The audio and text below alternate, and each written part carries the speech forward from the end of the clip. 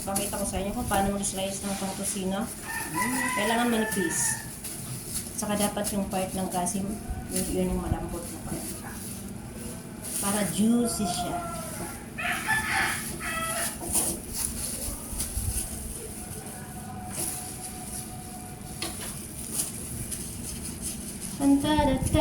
Tan. Ito talaga yung ginagawa ko dun sa work ko. Gumagawa ko ng mga ganito. Ako yung nagtitimpla doon ng kusino, ng longganisa. Kaya sabi ko sa sarili ko dati, once na nagkaroon ako ng sarili kong business, magagamit ko yung mga yun. So ngayon itatry ko. Dahil sa ito nga, nag-try tayo, no? Kaya kailangan siya manipis. Pwede rin kung gamitin ng machine. Usually, mayroon akong machine. Slice ng machine ako dito, kaso wala pa kasi akong paglagyan. So, mahirap din kasi ipatong kung saan lang dahil sobrang bigat. Baka hindi mo kaya nang bumagsak. Pero, kaya ko naman mag-slice ng manual. Ito, ini-slice lang tayo ng manual. Dapat lang, kailangan lang matalas yung knife at ingat, siyempre, at marunong ka dapat gumamit ng knife.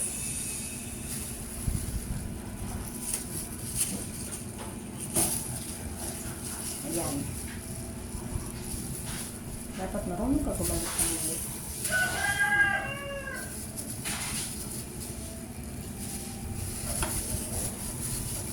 Tapos, pag i-slice na natin ito, ayan, titimplahan na natin siya. Saka na natin i-timpla yung ating panimpla ng tusino. Ito ay homemade lang, guys. Homemade. Kaya, super yummy, juicy, and of course, clean. Guarantee. Magagaranti ako sa inyo na malinis, malambot, juicy, at juicy itong ating pork tocino.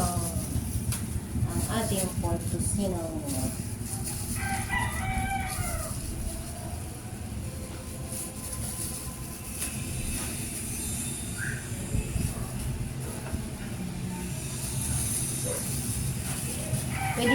Pwede ito pambaon ng mga nakis sa school.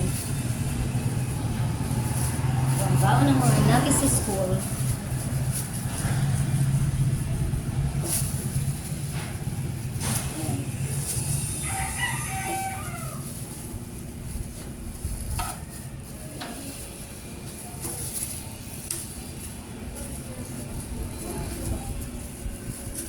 Kailangan ko ng 3 kilos. Timbangin natin kung pero parang wala pa siya sa 8 kilos.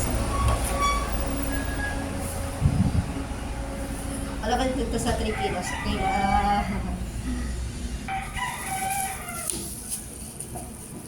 Sana'y nandito ka, kapiling ko.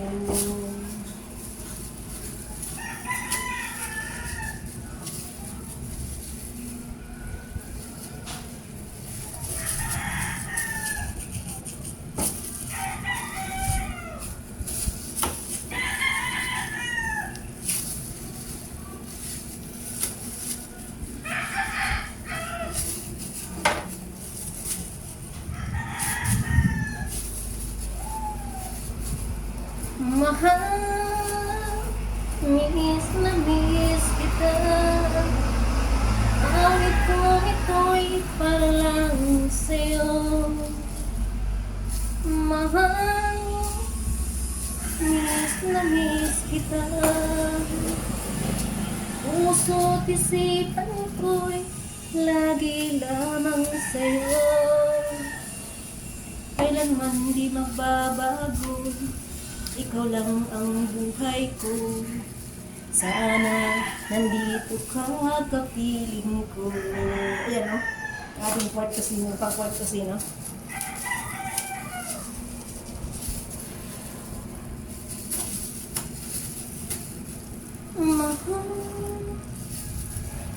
miss na miss kita.